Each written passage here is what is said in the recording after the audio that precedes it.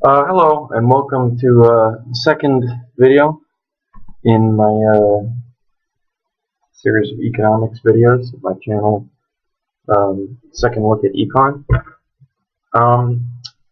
Okay, so this presentation is going to be kind of a quick note before we start diving into the more serious components. And it's basically responding to the question of what makes for a prosperous economy. And something that I noticed a lot in a lot of sort of mainstream publications is the belief that prosperity consists only of purchasing power of the currency and economic growth. So by purchasing power of the currency, I mean how strong the dollar is and how much access it has to goods. So, if you go to the grocery store and all there is potatoes and rice, and each of them are $12 a pound, then you have a low purchasing power of the currency. But if you go to the supermarket and there's dozens and dozens of different types of products on the shelves and everything is really cheap, then you have a high purchasing power of the currency. And then economic growth, so just the ability of the economy to continue expanding. I believe that this perspective on economics is incomplete because it regards the economy as a one-sided process, going from investor to producer to consumer. Meaning the investor lends credit to the producer, who then produces his goods and sells them to the consumer. But there's a missing element in this sort of one-sided model of the economy, and it completely disregards incomes. Okay, so costs are incomes, right? Does that mean that costs should be raised in order for prosperity to take place? What does this mean, costs are incomes? Basically what it means is when you have a business and you have really high labor costs for your business, that means that your workers have really high wages. So, sometimes small businessmen will complain about unions or labor legislations because they would impose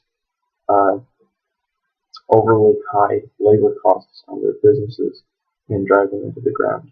But that's kind of beside the point. But basically what we're saying is that costs are incomes. If you have high labor costs, then that means that workers are getting high wages. So does that mean that costs should be raised to the maximum in order for prosperity to take place? So should business costs be as high as possible so that wages should be as high as possible? No. The aforementioned economists are not wrong. They're only half right. Low costs allow for labor and capital to be spread among many different productive endeavors and ultimately allow for a greater supply of goods. So if costs were super high in the economy and you have to pay a lot to get anything, then the economy would be very narrow and resources would be overly concentrated in too few productive endeavors, and it would basically imply a very low output economy.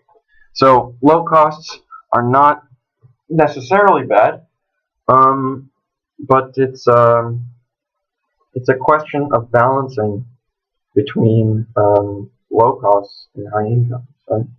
What is desirable in an economy is a simultaneity of high incomes and low prices. These are, however, two contradicting forces, right? Because as a business lowers its labor costs, if that affords him the possibility of expanding output, well then, okay, good, we've expanded output, but that's come at the expense of lower wages, which is exactly the sort of model of the economy which I was criticizing earlier. So there has to be a balancing. Why don't we just follow the low prices, low income model?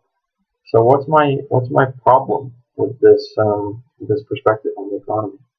The problem with a low price, low income model of the economy is that the incomes for the largest segment of society will always be relatively lower than the prices. Um, when I say incomes for the largest segment of society, I mean wages, because most people make their living by working, so they get paid in wages. Further downward movements in the price of goods, solely at the expense of labor, can never benefit wage earners. Here's an example.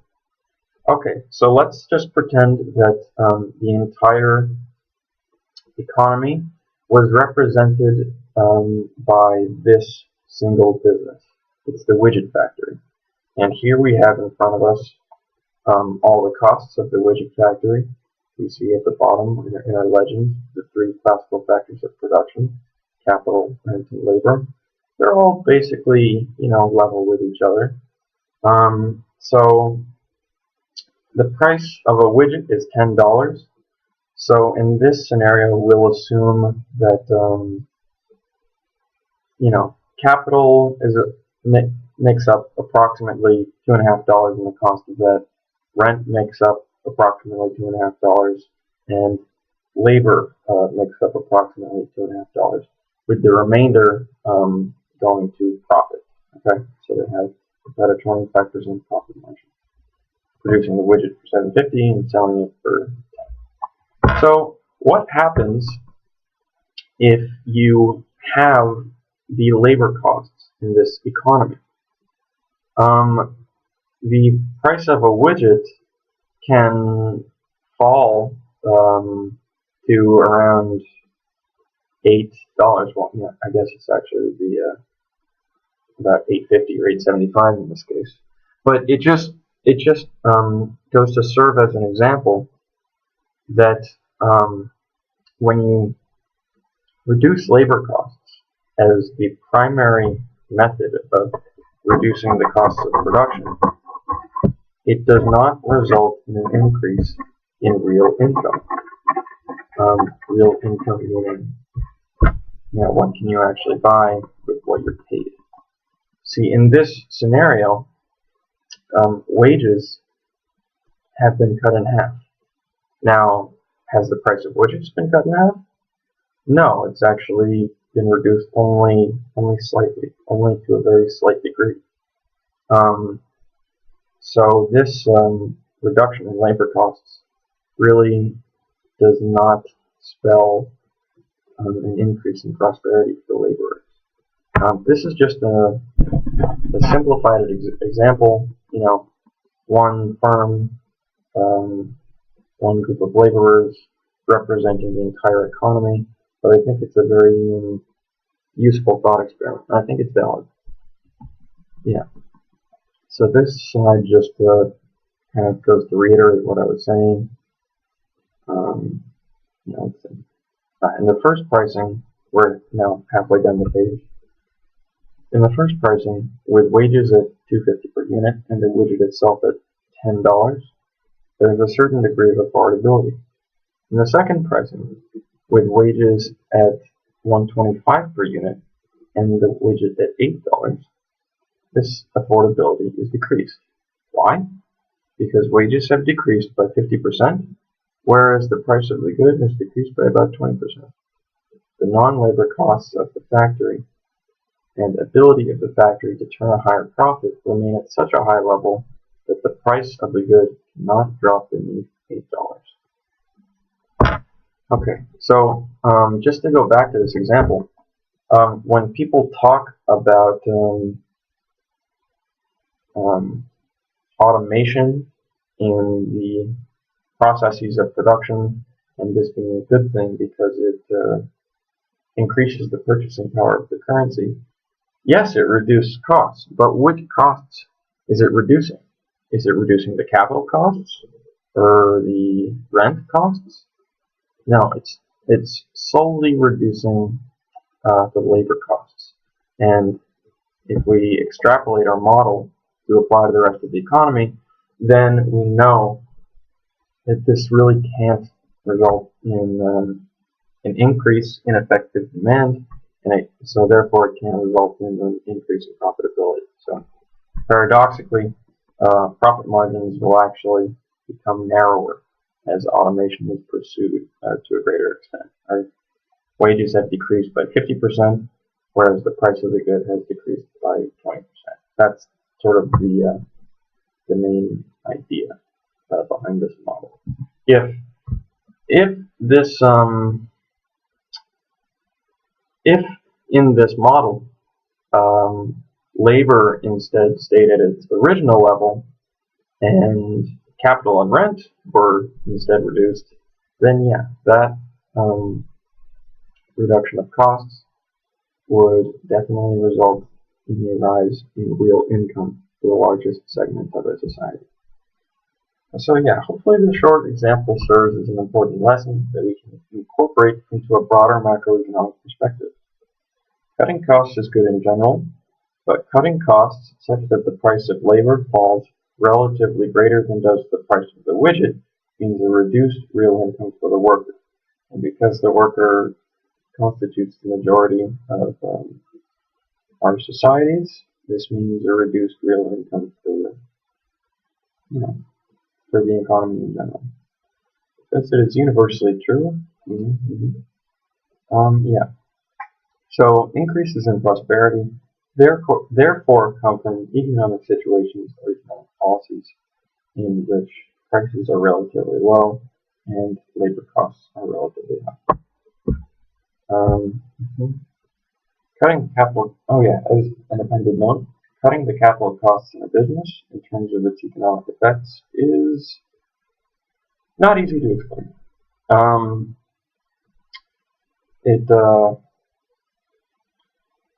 Suffice to say that reductions in the rate of profit are inevitable, part of the market process and its method of finding new profitable endeavors.